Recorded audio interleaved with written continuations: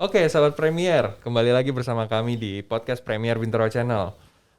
Mungkin untuk sahabat Premier yang sedang menyaksikan podcast kita kali ini adalah podcast dalam rangkaian Hari Diabetes Sedunia yang jatuh pada tanggal 14 November. Langsung aja, sahabat Premier, nggak usah berlama-lama, kita langsung bahas mengenai topik kita kali ini. Kita akan mengangkat tema mengenai diabetes bisa bikin impoten. Bener nggak sih? Gitu. Nah, di depan saya sudah ada dua dokter yang hebat yang akan membahas lebih detail secara tuntas mengenai tema kita kali ini, gitu ya. Tadi yang seperti yang sudah saya sapa, ada Dr. Yunus Tanggo, spesialis penyakit dalam di Rumah Sakit Premier Bintaro, dan ada juga Dr. Nugroho Setiawan, spesialis andrologi Rumah Sakit Premier Bintaro tentunya. Oke, sahabat Premier, check it out. Kita langsung aja. Oke, pertama aku mau nanya sama Dokter Yunus ya, Dok, karena ini hari diabetes ya. Bener nggak sih, Dok, diabetes dapat menyebabkan disfungsi ereksi? Sangat benar. Sangat benar. Kok bisa sih, Dok? Hah? Kok bisa? Kalau kita kok bisa begitu, kita harus balik ke belakang sedikit ya. Balik ke komplikasi diabetes ya. Oke. Jadi komplikasi diabetes itu ada yang akut, ada yang kronik. Oke. Nah, kalau kita hubungkan dengan disfungsi ereksi, kita akan bicara mengenai komplikasi kronik daripada diabetes. Oke. Komplikasi kronik yang kita bisa lihat sehari-hari ya, ada 3 sistem yang kena ya, sistem pembuluh darah yang besar, pembuluh darah yang kecil, dan sistem saraf. Oke, baik. Kalau pembuluh darah besar kita sudah biasa dengar ya, pasien diabetes itu biasanya dihadapkan pada stroke. Ya, komplikasi diabetes itu paling sering ke arah stroke. Kemudian ke arah jantung. Ya, jadi ini semua berupa penyumbatan pembuluh darah besar ya. Ke jantung mulai istilahnya ischemic sampai serangan jantung kalau tertutup penuh. Ke kaki ya. Ke kaki juga biasa kita dengar ya. Ischemic pembuluh darahnya tersumbat sampai gangren, amputasi misalnya ya, sering kita dengar. Kemudian ke pembuluh darah yang kecil ya, istilah kedokterannya itu mikroangiopati. Oke. Manifestasinya di mana kita lihat? Di mata ya. Oke. Sering kan kita dengar ya, gangguan mata pada pasien DM. Diabetes, oke. Kemudian ke ginjal. Kemudian ke saraf juga ya. Kemudian yang ketiga ke sistem saraf. Ya, hari ini kita bicara mengenai disfungsi ereksi ya, ke arah sana ya. Saraf ini ada yang otonom, ada yang motorik ya, ada sensorik. Kalau kita bicara disfungsi ereksi, kita ke arah saraf otonom. Jadi pada diabetes saraf otonom terganggu. Pembuluh darah yang kecil juga terganggu. Jadi itu dua krusial yang menyebabkan disfungsi ereksi pada pasien diabetes. Oke. Berarti diabetes ini bisa menyerang seluruh tubuh gitu ya? Seluruh, bukan hanya gula yang tinggi selalu, seluruh sel akan terganggu. Oh, baik, Dok. Bukan seluruh sel, seluruh jaringan, hanya yang bisa kita amati 3 sistem yang tadi kita sebutkan ya. Oke, baik. Terima kasih, Dokter. Oke, sahabat Premier, mungkin sahabat Premier ada yang bingung mengenai disfungsi ereksi itu apa sih? Atau impoten itu apa sih? Kita langsung tanya sama Dokter Nugroho. Iya, Dok. Sebenarnya apa sih disfungsi ereksi itu dari segi kedokteran, Dok?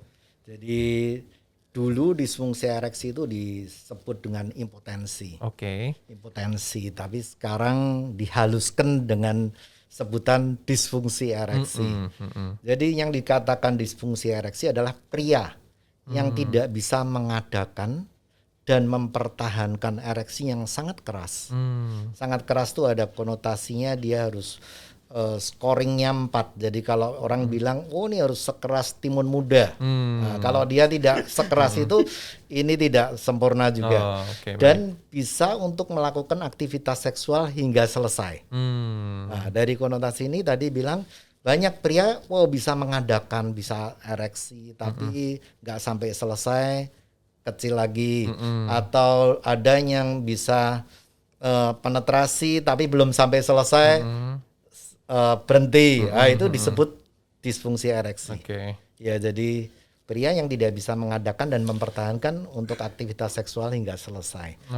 Mungkin tadi ada Dokter Yunus singgung yang sangat banyak ke pasien saya bilang, Dok, gula darah saya 400. Tapi kalau saya lihat cewek yang cantik, saya masih bisa ereksi dengan baik. Saya selalu bilang, tunggu aja 4 tahun. nanti pasti Anda cari saya. Ada pengaruhnya lah. Nah, tadi Dokter Yunus sudah katakan bahwa ini problem kronik lama. Jadi bukan sekarang tinggi, sekarang langsung berefek Langsung terhadap jadi gitu ya, jadi enggak itu ya. mungkin perlu di masyarakat biar tahu bahwa ini lama dan karena lama mungkin perlu diingat bahwa sesuatu yang terjadinya karena proses kronik, pengobatannya butuh waktu yang jauh lebih lama juga. Jadi bukan kalau baru akut mungkin pengobatannya jauh lebih cepat. Tapi ini kan prosesnya lama. Tadi Dokter Yunus bilang kronik. Oh ya ini pengobatannya lama. Gitu. Oh iya, baik Dok. Nah sebenarnya kalau misalnya kita ngomong masalah disfungsi ereksi ya Dok ya, itu mungkin disebabkan sama diabetes tadi, ya kan ada kelainan di dalam gitu. Nah berbeda pastinya Dok ya disfungsi ereksi dengan misalnya konsentrasi, karena itu juga deket banget Dok sama konsentrasi gitu. Konsentrasi maksudnya? Maksudnya kita dalam ngomong ereksi itu Dok, kan juga perlu konsentrasi Dok. Oh iya. Gitu. Apa berbeda itu Dok? Jadi gini, sebetulnya timbul respon seksual yang baik pada pria yaitu terjadi ereksi. Ereksi ini mesti ada rangsangan erotis sebetulnya. Kalau dia nggak ada rangsangan erotis, kenapa bisa bangun? Berarti mesti ada rangsangan erotis, entah dengan melihat, entah dengan dia berhalusinasi atau dengan diraba, itu akan timbul respon yang baik gitu. Jadi itu merupakan satu simfoni yang sangat kompleks sebetulnya. Tetapi tadi Dokter Yunus bilang bahwa diabetes pasti itu dalam terutama pada kondisi yang tidak terkendali sebetulnya. Kalau dia terkendali diobati dengan Dokter Yunus dengan baik, mungkin kasus itu tidak secepat itu akan mundur. Tetapi perlu diingat bahwa kemunduran untuk terjadinya disfungsi ereksi selain tadi pembuluh darah, syaraf, tapi perlu diingat bahwa ada kemunduran karena faktor hormonal pria. Sedang itu terjadi karena usia. Jadi kalau diabetesnya tua, ya mungkin selain diabetes ditambah umurnya tua, sehingga terjadi kemunduran daripada yang lain. Jadi kemunduran fungsi mungkin juga karena usia begitu Dok ya. Kita kembali lagi ke Dokter Yunus. Dokter Yunus, tadi mungkin dokter sudah secara highlight di depan udah menjelaskan apa aja yang menyebabkan gitu. Mungkin bisa diulang lagi Dok secara secara dalam. Sebenarnya faktor-faktor apa aja sih yang mempengaruhi si penderita diabetes ini mempengaruhi fungsi disfungsi ereksi tadi gitu Dok? Apa sih yang mempengaruhi? Ya, jadi tadi sudah berulang-ulang dikatakan bahwa ada gula darah yang tinggi berbulan-bulan, bertahun-tahun. Jadi kronik hiperglikemi istilahnya ya. Nah, akibat dari itu adalah saraf-saraf akan terganggu. Ya. Saraf otonom, ya, ada istilah simpatik, parasimpatik. Ini ujung-ujung saraf ini memproduksi ada yang namanya nitrit oxide NO. Saat ini gunanya untuk melebarkan pembuluh darah. Pembuluh darah ya. Jadi kalau diabetes sudah mengalami gangguan karena sarafnya terganggu, ini tidak terbentuk. Jadi proses pelebaran pembuluh darah waktu ereksi itu terganggu. Itu satu. Kemudian pembuluh darah juga terganggu. Ya, pembuluh darah yang ke organ seksual itu terganggu. Terjadi penyempitan dan sel-sel epitelnya juga yang memproduksi nitrit oxide biasa juga berkurang. Jadi sepertinya dua itu ya. Tapi nanti Dokter Nugroho jelaskan bahwa sebenarnya kalau ereksi kan masalah vaskular sebenarnya ya. Kalau misalnya darah bisa masuk dalam jumlah yang cukup, dia akan bangun. Dia akan bangun. Kalau persarapannya memang agak susah sekali rusak begitu, recovery-nya lamban sekali. Tapi pembuluh darahnya bisa dimanipulasi ya, dilebarkan dengan obat-obat. Nanti Dokter Nugroho punya porsi itu. Baik. Nah, kita lanjut ngomongin masalah pengobatan ya Dok ya. Tadi Dokter Yunus sudah singgung, nanti Dokter Nugroho akan menjawab dari segi obatnya. Aku langsung tanya nih Dok, sebenarnya pengobatan apa yang akan diterima sama si penderita Dok? Kita sebetulnya sebagai dokter, kita akan wajib pengobatan itu sesuai dengan penyebabnya. Jadi kalau dia, ini kausanya diabetes yang tidak terkendali, ya itu Dokter Yunus mesti selesaikan dulu. Kalau itu tidak, masa kita ngobati di sini, sana ya tetap berjalan. Jadi kausanya harus diselesaikan. Tapi tadi saya bilang bahwa ini satu gangguan penyakit ini biasanya multifaktor. Tadi mungkin karena diabetesnya ganggu persyarafan, ganggu pembuluh darah perifer yang kecil, yang gede, yang dan sebagainya.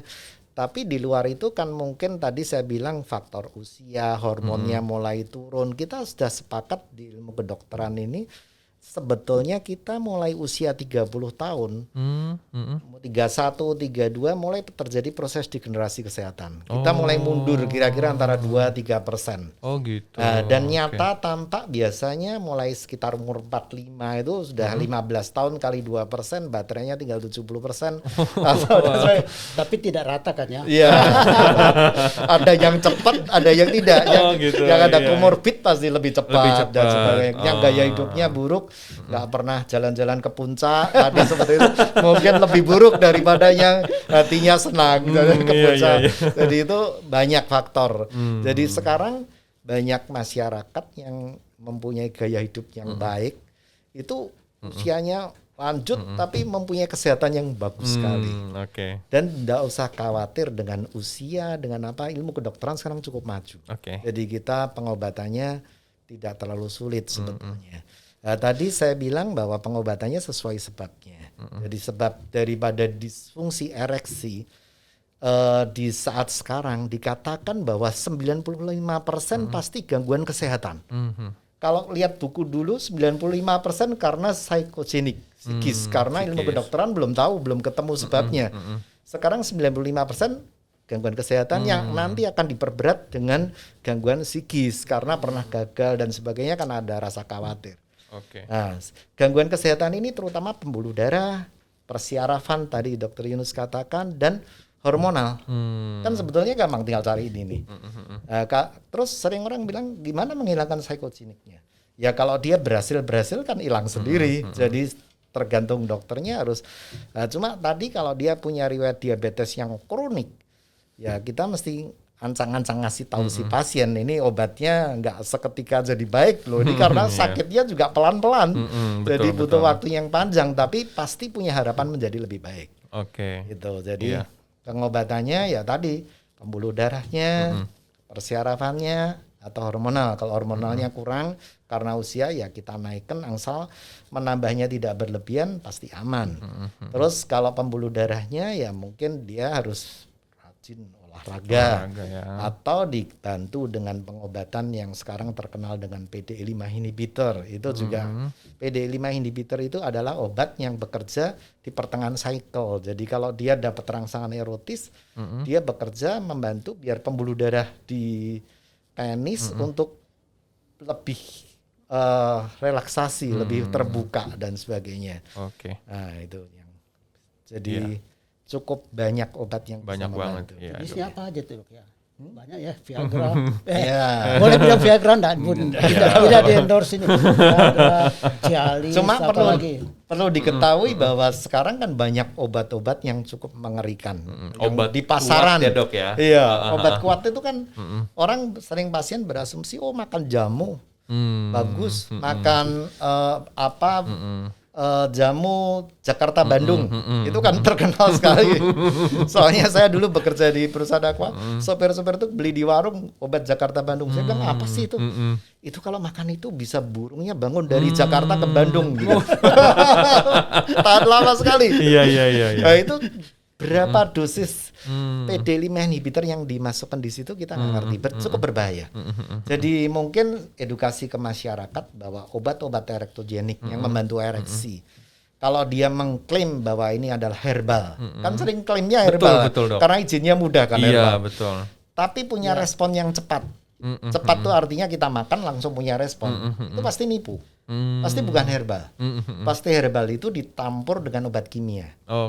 Karena kalau betul-betul herbal butuh makan cukup beberapa hari baru mempunyai respon kalau dia memang diperlukan. Tapi kalau mempunyai respon yang cepat itu pasti obat kimia. Dan obat kimia yang tidak diterakan, tidak ditulis di situ berapa miligramnya cukup berbahaya. Karena orang bilang, wah ini makan permen bisa langsung ereksi. Langsung ya. Wah, makan permennya bukan 1, dia makan 3 gitu. Lah itu kan berapa dosis yang mereka konsumsi, pasti mempunyai efek yang lebih buruk. Oke, makasih dokter. Itu sahabat Premier. Jadi jangan cepat ambil kesimpulan sendiri bahwa obat apa tadi dok? Obat kuat obat kuat yang tidak terdaftar secara baik ya. Jangan langsung dikonsumsi kalau misalnya ada embel-embel ini hanya herbal gitu. Belum tentu itu herbal. Sesuai penjelasan dokter, itu pasti ada campuran kimianya atau itu obat kimia bahkan yang kita nggak tahu dosisnya seperti apa. Itu mempengaruhi kesehatan kita gitu dok ya. Iya. Oke, kita lanjut ke dokter Yunus. Untuk diabetes sendiri dok, untuk khusus kaum pria, selain impoten apalagi sih dok kira-kira dok? Jadi sebenarnya komplikasi diabetes ini tidak memilih sebenarnya ke pria selain yang tadi itu impotennya karena ke organ seksual ini. Tapi secara umum ya komplikasi tadi kita sudah sebutkan bahwa stroke paling sering ya. Stroke ya. Stroke paling sering, tapi ini tidak hanya terbatas pria, wanita juga bisa kena. Kelainan di jantung, ya penyempitan pembuluh darah ke jantung sampai penyumbatan, iskemik sampai serangan jantung, ya itu sering. Kemudian tadi itu ya pembuluh darah yang ke mata, ke ginjal. Semua. Kemudian ada lagi yang penting bahwa pasien kencing manis, ya laki-laki sering juga disertai dengan jadi ini coincidence dengan hipertensi. Ya, kalau mereka ada hipertensi biasanya akan memperburuk. Obat-obat hipertensi juga ada beberapa yang bisa malah mempersulit ereksi. Ada beberapa nanti dokternya tahu itu biasanya ya.